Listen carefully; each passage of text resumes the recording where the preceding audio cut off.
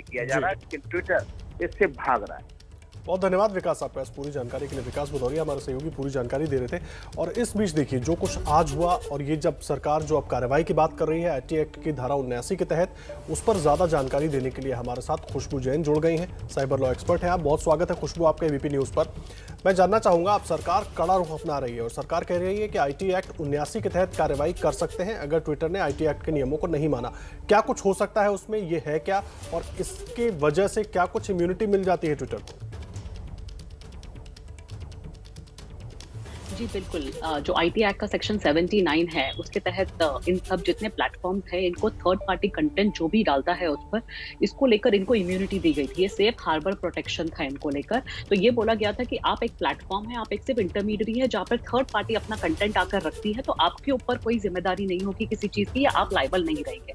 तो इनको ये इम्यूनिटी दी गई थी। पर कुछ समय से हमने देखा गया कि बहुत रैम्पेंट यूज हो रहा है सोशल मीडिया प्लेटफॉर्म्स का इलीगल एक्टिविटीज के लिए, तो उसके तहत देखते हुए, और दूसरी तरफ हमने ये भी देखा कि ये जितने प्लेटफॉर्म्स है प्लेटफॉर्म्स की तरह नहीं रहे, इनका बहुत इन्वॉल्वमेंट हो गया है।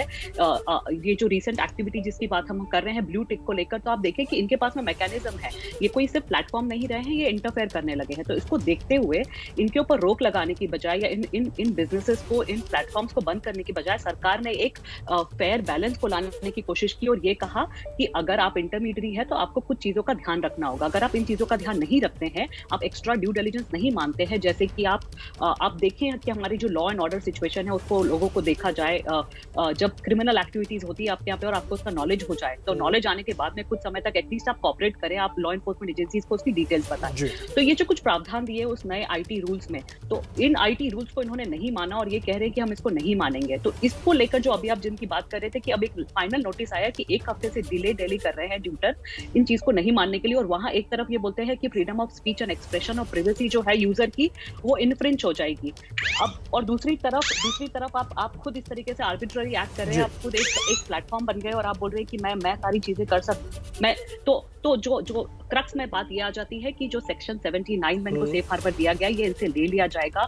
जिस तरीके से बाकी लोगों के ऊपर क्रिमिनल एक्शंस हो सकती है वो इनके ऊपर भी हो सकती है। इनको जो इम्यूनिटी दी गई है, जो सेफ हार्बर प्रोटेक्शन दिया गया, ये इनसे ले लिया जाएगा। बिकॉज आप एक जो ड्यू डिलिजेंस आपसे मांगा गया है इंटरमीडियरी के होते हुए और आपके इन्वॉल्वमेंट को देखते हुए, आप वो नहीं मानने की कोशिश कर रहे हैं।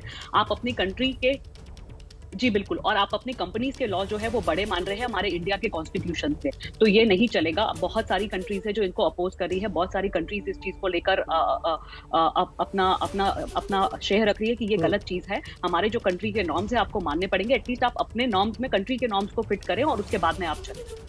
बात वही है एट द एंड के लॉ ऑफ द लैंड आपको मानना होगा। लेकिन मेरा सवाल ये है कि ये जो सोशल मीडिया कंपनियां हैं ये अपनी मनमानी आखिर इस तरह से कर क्यों रही हैं? आज जिस तरह का घटनाक्रम हुआ, खुशबू आप भी उससे वाकिफ होंगी, पहले उपराष्ट्रपति का जो अकाउंट है उसको अनवेरीफाइड कर दिया जाता है, बाद में सरकार जब कड़ाई करती है तो फिर वापस वेरीफाइड करते हैं, आरएसएस के कई नेताओं के अकाउंट को अनवेरीफाइड कर दिया जाता है। ये अचानक इस तरह की जो कवायद शुरू हो गई वो इशारा कुछ और भी करती है।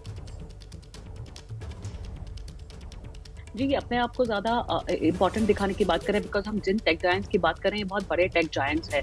ऑस्ट्रेलिया में भी इनके साथ में जब हुआ तो ये अपना स्टैंड स्ट्रांग रखने, तो एक तरफ तो ये शायद हो सकता है कि ये अपना स्ट्रांग दिखा रहे हैं कि हम जो टेक जायंट्स है कंट्री के, हमारी डिजिटल इकोनॉमी, हमारी प्रेजेंस आपकी कंट्री से ज़्यादा बड़ी है, ये दिखाने की ज़रूरत होती है। दूसरी तरफ ये एक प्लेटफॉर्म नहीं रहे, ये एक बिजनेस एंटरप्राइजेस हो गए, तो इनके बिजनेस एंटरप्राइजेस का जहाँ पे जाता है वो बिजनेस एंटरप्राइजेस की तरह चलते हैं।